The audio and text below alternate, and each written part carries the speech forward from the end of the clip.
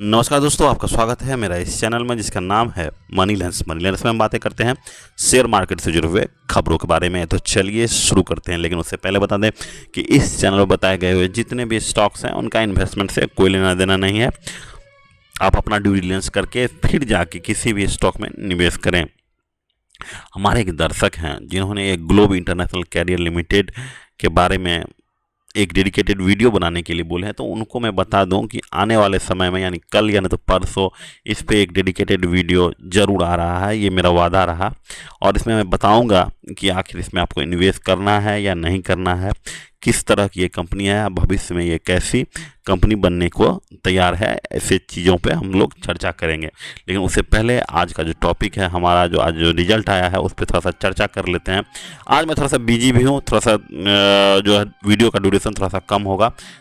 HDFC bank और ICICI bank दोनों जो इंडिया की सबसे अच्छी कंपनी है, प्राइवेट सेक्टर की सबसे बड़ी बैंक है, जो कि इनका मतलब समझिए कि इंडिया का इकोनॉमी का एक रीढ़ जो है एचडीएफसी प्राइवेट बैंक में है, और वहीं जिस तरह से एसबीआई सरकारी बैंक में है वैसे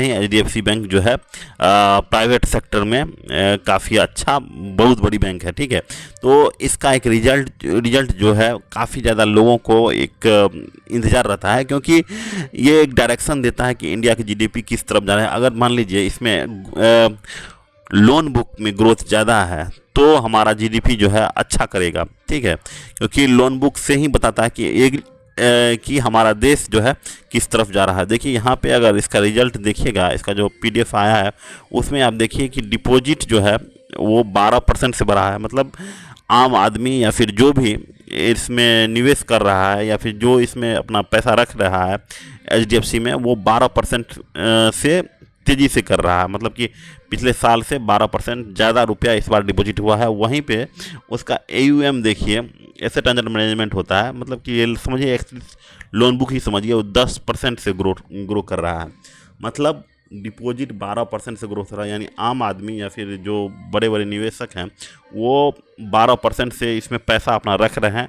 वहीं पे एचडीएफसी बैंक जो है उस पैसा को सिर्फ 10% के ही ग्रोथ से उसको मतलब कि उसका लोन बुक कर रही है, यानी लोन दे रही है।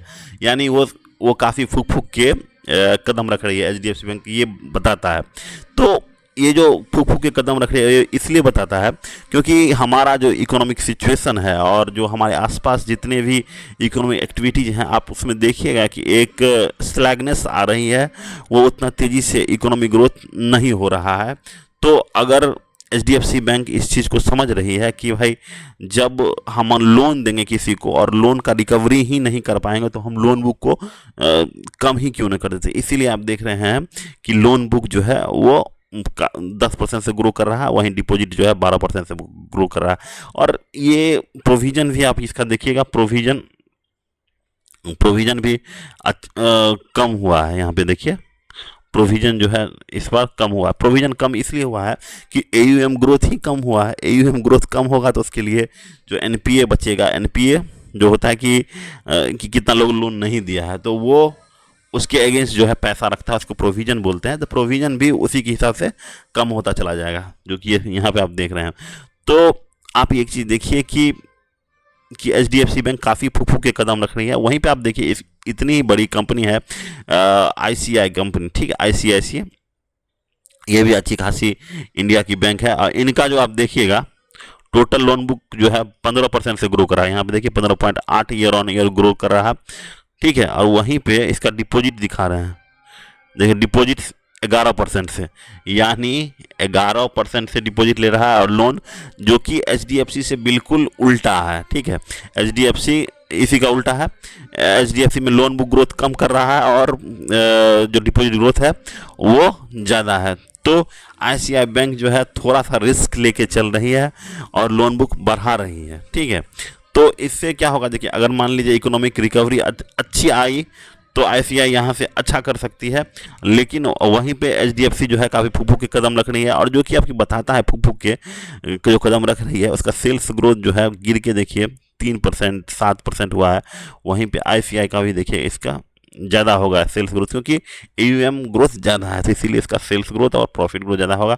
लेकिन दोनों का ROE देखिए, ROE 16% है और इसका देखिए 13% है ROE।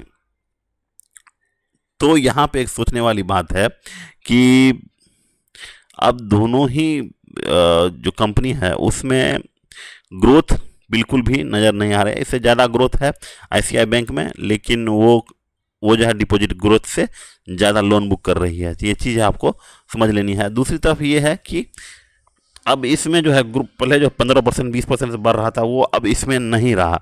और इसका जो हम लोग अगर देखते हैं हमेशा, अगर इसका चार्ट देखते हैं तो उसमें आप देखिए प्राइस टू बुक जो है टू टू पे आ चुका है। प्राइस टू बुक 2 पे मतलब मिनिमम हो जाता है कि 2 पे आ गया है, ठीक है। तो प्राइस टू बुक अभी 2 पे आने का सबसे बड़ा कारण ये है कि इसमें ग्रोथ नहीं है। कभी ये स्टॉक 5 के प्राइस टू बुक, 6 के प्राइस टू बुक पे बिकता था, क्योंकि उस समय वहाँ पे ग्रोथ ज़्यादा था। तो मार्केट इसको रिलेटिंग करता था कि आप है 5 का बुक ले लीजिए, 6 का बुक ले, क्योंकि आपका ग्रोथ उस समय बहुत ज़्यादा था। अब जो है ग्रोथ कम होने के बाद इनका प्राइस टू बुक 2 है।